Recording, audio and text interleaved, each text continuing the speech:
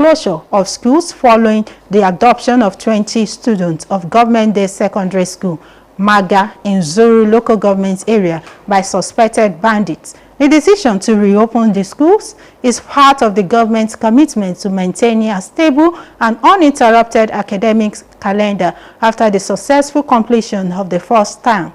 School heads were directed to ensure the readiness of staff and facilities, while parents and guardians were advised to ensure the prompt resumption of their children and work to enhance effective learning and teaching. In a related circular, zonal education officials, principals, head teachers, and proprietors of private schools were informed that the first week of the second term would be dedicated to the conduct of outstanding first-time examinations. Normal classroom teaching is expected to commence on Monday, January 12, 2026, after the conclusion of the examinations. The government warned that strict adherence to the approved resumption timetable and examination schedule would be enforced, noting that monitoring teams will be deployed to ensure compliance.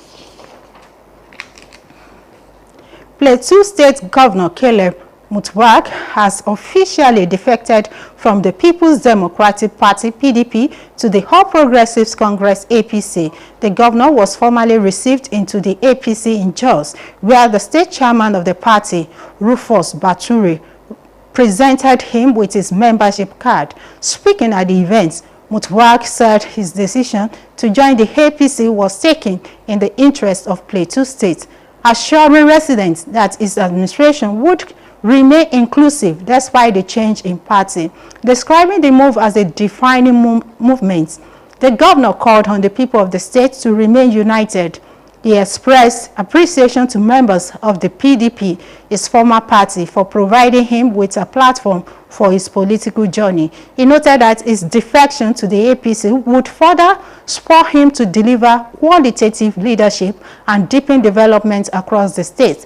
The governor also thanked President Bola Tinubu for what he described as his deep love for Plateau State and pledged his support for the president's re-election bid in 2027.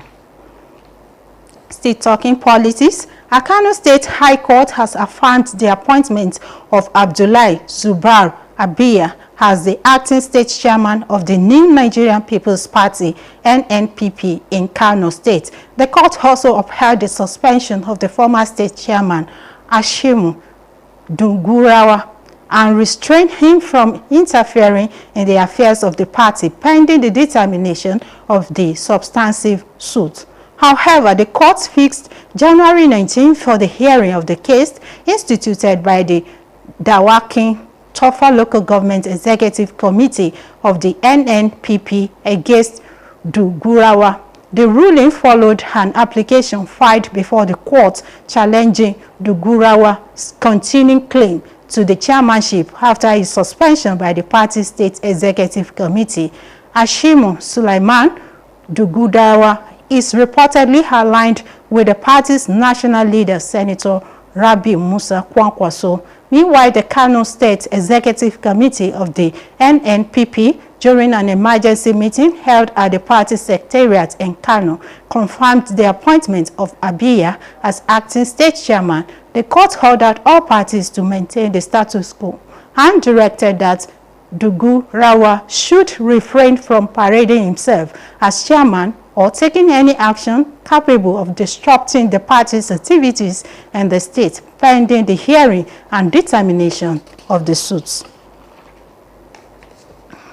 Governor Fumbara of Rivers State has sworn in 5 newly appointed special advisors, reaffirming his administration's resolve to move forward with determination and recover lost ground. While swearing them in on Friday at the government house, the governor explained that his government had the resilience required to deliver on its mandate. Fumbara also pointed out the appointments were made to strengthen governance and ensure the smooth running of his administration. He stated that the appointees were not new to government, stressing that their prior experience meant they clearly understood the philosophy and objectives of his administration. The governor added that their familiarity with the system would eliminate delays in performance monitoring and ensure that set goals are promptly achieved. He also urged the new heads to approach their responsibilities with a strong sense of duty, warning that the appointment should not be seen as a pleasure but a call to dedicated service. Those saw him as special advisors include Eloko, Emmanuel Fubara, Victor Ekaro, and Dagniti Oji. Former Attorney General of the Federation, AGF, and Minister of Justice, Abubakar Malami San, and his son, Abubakar Abdulaziz Malami, had to remain in Kuje prison till January 7th, when their bail applications would be decided. Justice Emeka issued the order after taking arguments for and against the bail applications filed by Malami and his son, who are on trial over 9 billion Naira laundering charge brought against them by the federal government. Justice Emeka White announced that he had several other matters to rule upon as a vacation judge, hence will not be able to deliver the ruling until the date. Joseph Haudu argued the bail applications for the three defendants, while Emmanuel Ekele opposed the motion on behalf of the Economic and Financial Crimes Commission. Malami and his co-defendants had pleaded not guilty to all the charges preferred against them by the Economic and Financial Crimes Commission, EFCC, on behalf of the federal government. The Chartered Institute of Directors of Nigeria says the country needs to keep spending in check, boost local production, and improve governance to drive growth in 2026. Taiwo Alausa, Director General of the CIODN, gave the advice in Lagos via the Institute's New Year Economic Report. He said that with multilateral forecasts pointing to wholly modest expansion in advanced economies, emerging markets such as Nigeria bear greater responsibility for driving growth through internal reforms and productivity gains. He acknowledged the economic and structural reforms undertaken by the current administration since assumption of office in May 2023, describing 2025 as a transition Nigeria historic reform journey. He also applauded the overhaul of Nigeria's fiscal framework through the enactment of key tax reform act. He noted that as Nigeria moves into 2026, the global economy remains constrained by subdued growth, tightening financial conditions, and persistent cost pressures, highlighting that Nigeria must consolidate ongoing structural reforms and decisively address its security challenges to unlock its full potential and attract stronger domestic and foreign direct investments. Kindness to widows has been described as an attribute of pious Muslims. This was the core message of the Kutuba delivered by the Imam of Asibulunai Mosque, Ilorin, Imam Abdurrafiu Oloduowo, during the Jumat prayer. Hazan Sulaiman covered the Jumat prayer for Kwara TV. Details of that report in our subsequent bulletin. And this is all we have for you on News Now. Stay tuned for Iroyin Lerefe. Thanks for watching.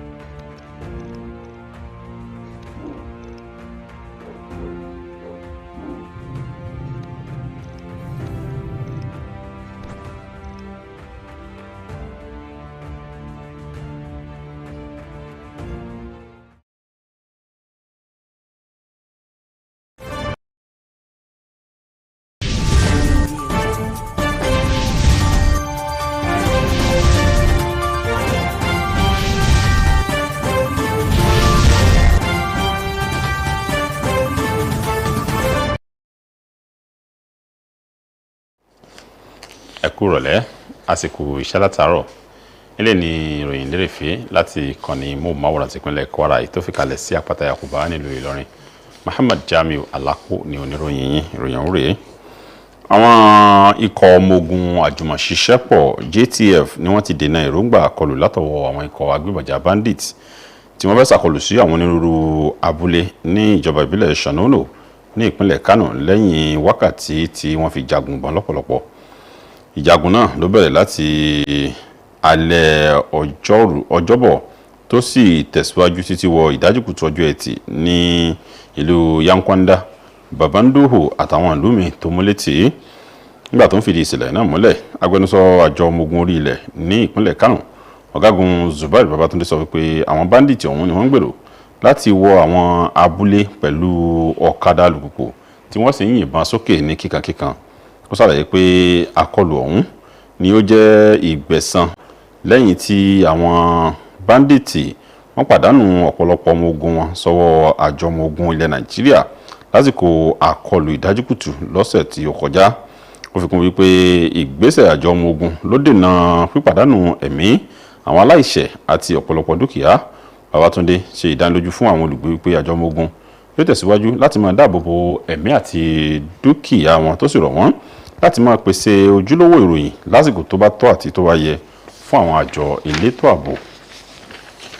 Nípínlẹ̀ Kebbi, ìjọba ìpínlẹ̀ Kebbi ti pàṣẹ fún gbogbo ilé ẹ̀kọ́ ìjọba àti ti aládàáni ní ti alákọ̀ọ́bẹ̀rẹ̀ àti ti girama jákèjádò ìpínlẹ̀ ọ̀hún láti ṣílẹ̀kùn fún ìkẹ́kọ̀ọ́ sáà kejì yóò tán pè ní second term fún tọdún 2025 sí 2026 láti ọjọ́ Ajé ọjọ́ 5 oṣù kínní ọdún 2026.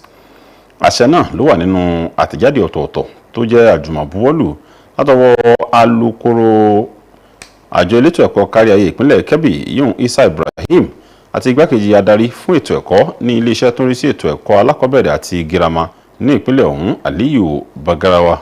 Ìrántí wà wípé ìjọba ìpínlẹ̀ ọ̀hún ló ti ṣáájú kéde kí wọ́n ti gbogbo àwọn ilé ẹ̀kọ́ pa lẹ́yìn tí wọ́n jí àwọn akẹ́kọ̀ọ́ 25 gbé ní ilé ẹ̀kọ́ Government Day Secondary School tó wà ní Maga níjọba ìbílẹ̀ Zuru látọwọ́ àwọn afurasí agbébọ̀jà tí wọ́n pè ní bandit. Ìpinnu láti ṣàtúnṣe àwọn ilé ẹ̀kọ́ ọ̀hún ló wà lára ìfarajìn ìjọba ìpínlẹ̀ ọ̀hún láti pèsè ètò ẹ̀kọ́ tí ò ní ìdàbàrú nínú lẹ́yìn tí wọ́n ti parí sáà kínní tó láṣeyọrí. Nípínlẹ̀ Plateau bákan náà, gómìnà ìpínlẹ̀ Plateau Caleb Mutfwang ni ó ti yà kúrò nínú ẹgbẹ́ òṣèlú People's Democratic Party PDP lọ sínú ẹgbẹ́ òṣèlú All Progressives Congress APC. Gómìnà ọ̀hún ni ó rí ìtẹ́wọ́gbà sínú ẹgbẹ́ òṣèlú APC ní ìlú Jos látọwọ́ níbi tí alága ẹgbẹ́ ọ̀hún nípínlẹ̀ náà ọ̀gbẹ́ni Rufus Bature ti ṣàgbékalẹ̀ káàdì ìjọmọ ẹgbẹ́. Nígbà tó ń sọ̀rọ̀ níbi ètò náà, Mutfwang sọ wípé ìpinnu òun láti darapọ̀ mọ́ ẹgbẹ́ òṣèlú APC ló jẹ́ látàrí ìfẹ́ àwọn èèyàn ìpínlẹ̀ Plateau àti ìṣàrídájú fún àwọn olùgbé wípé ìṣèjọba rẹ̀ yóò tẹ̀síwájú ètò ìjọba tó kóni mára tó ń ti àyípadà tí ó dé bá òun nínú ẹgbẹ́. Ojúwe ìgbésẹ̀ náà gẹ́gẹ́ bí ìgbà ọ̀tun létí gómìnà ọ̀hún wá ké sí àwọn èèyàn ìpínlẹ̀ náà láti tẹ̀síwájú nínú ìjẹ́ oníṣọ̀kan. Mutfwang wá fẹ̀mí ìmoore hàn sí àwọn ẹgbẹ́ òṣèlú PDP tó jẹ́ ẹgbẹ́ òṣèlú rẹ̀ tẹ́lẹ̀ fún pípèsè pèpele tó ń fi bẹ̀rẹ̀ ìrìn àjò òṣèlú ọ̀hún. Ó tọ́ka wípé ìyàwó inú ẹgbẹ́ òṣèlú APC ni yóò tún tẹ̀síwájú yóò jẹ́ ìtẹ̀síwájú láti mọ̀ nípa ìpọ́jú owó adarí àti láti tẹ̀síwájú nínú ìdàgbàsókè fún ìpínlẹ̀ náà. Gómìnà ọ̀hún dúpẹ́ púpọ̀ lọ́wọ́ ààrẹ Bọ́lá Tinubu fún èyí tó júwe gẹ́gẹ́ bí ìfẹ́ tó jìn fún ìpínlẹ̀ Plateau tó sì jẹ́jẹ́ àtìlẹ́yìn fún àtúnyàn sípò ààrẹ lọ́dún 2027.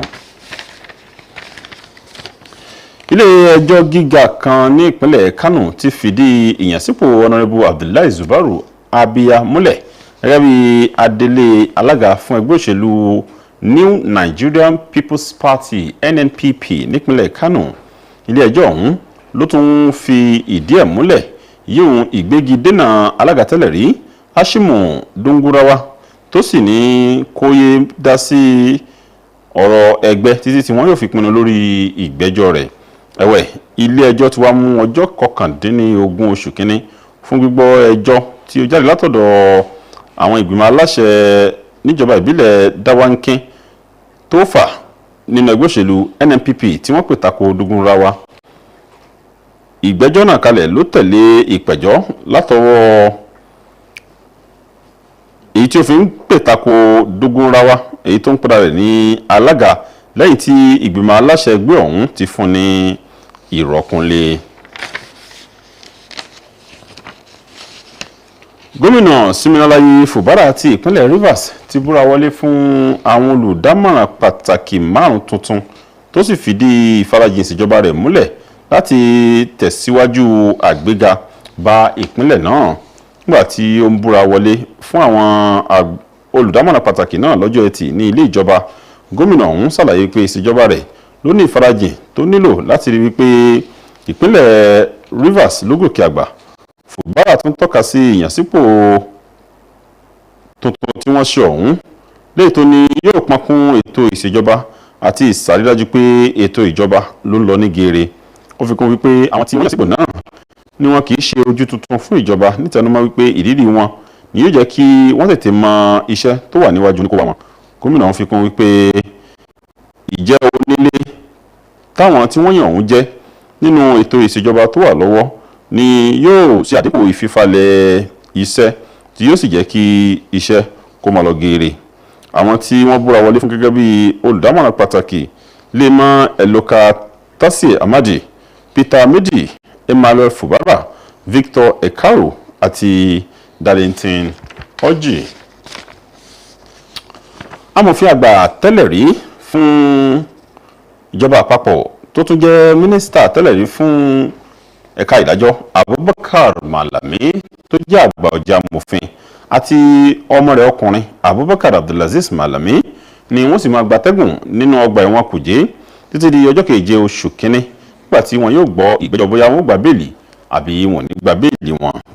Onídàájọ́ Emeka Nwite ló ṣàgbékalẹ̀ àṣẹ yìí lẹ́yìn tó gbọ́ ìjiyàn látọ̀tún àtòsì lórí gbígba béèlì èyí tí wọ́n pè tako Malami àti ọmọ rẹ̀ lórí ẹ̀sùn lílu bílíọ̀nù náírà ní pọ́npọ́ èyí tí ìjọba àpapọ̀ gbé tako Malami. Onídàájọ́ Emeka Nwite ló kéde wípé òun ní onírúurú ọ̀rọ̀ tí ó yẹ kóun ṣe ìdájọ́ lé lórí tó ń ti bí òun ṣe wà ní ìsinmi ìgbọ́ ẹjọ́ ẹ̀wẹ̀. Òun ò ní lè ṣàgbékalẹ̀ ìdájọ́ náà títí di àkókò tí wọ́n mú. Joseph Daudu ní òun jiyàn lórí pé kí wọ́n gba béèlì fún àwọn olùjẹ́jọ́ mẹ́tẹ̀ẹ̀ta nígbàtí Emmanuel Ekele Iheanacho ó tako ìbéèrè náà lórúkọ àjọ EFCC. Malami àti àwọn olùjẹ́jọ́ tí wọ́n jọ ń jẹ́jọ́ ni wọ́n rò pé àwọn jẹ̀bi ẹ̀sùn tí wọ́n fi kàn àwọn látọ̀dọ̀ àjọ EFCC lórúkọ ìjọba àpapọ̀. Ní àkótán, ìbojú àánú wo àwọn opó ni wọ́n ti júwe gẹ́gẹ́ bí àmì tí a fi mọ mùsùlùmí òdodo. Eléyìí ni ara kókó kútúbà látẹnu ìmáàmù mọ́sálásí Hasbunallah nílùú Ìlọrin, Imam Abdulrafiu Olódùowó lásìkò ìrun Jímọ̀ tòní. Suleiman Hassan ló pójú síbi ìrun Jímọ̀ náà fún ìkọ̀rọ̀ iléeṣẹ́ Kwara TV tó sì mú ìjábọ̀ wá wípé ìmọ̀ ṣàánú àwọn tó kù díẹ̀ káàtó fún àwọn tí ò rọ́wọ́ họrí tó àti àwọn opó tó ń ti àwọn ọmọ òrukàn ni wọ́n ti júwe bí ara àmì tó ṣe pàtàkì tá a fi mọ mùsùlùmí òdodo. Lẹ́yìn tí ìmáàmù ọ̀hún tẹnumọ́ wípé gbogbo mùsùlùmí tó bá ń ṣe àánú fún ọmọ ènìyàn àti ẹranko ni yóò rí ọ̀pọ̀lọpọ̀ ìkẹ́ àti àlékún àánú gbà lọ́dọ̀ Ọlọ́run Ọba Allah láyé àti lẹ́yìn wá ọ̀la. Ìròyìn ọ̀hún kò ní jù báyìí lọ fún ti àkókò yìí. Ẹ darapọ̀ mọ́ wa ní aago 8 alẹ́ fún ìròyìn lẹ́kùnrẹ́rẹ́ jákèjádò orílẹ̀-èdè Nàìjíríà. Títí ìgbà náà, Muhammad Jamiu Alápò ló ní ẹja àwọn ìyàwó lẹ́nu iṣẹ́ o.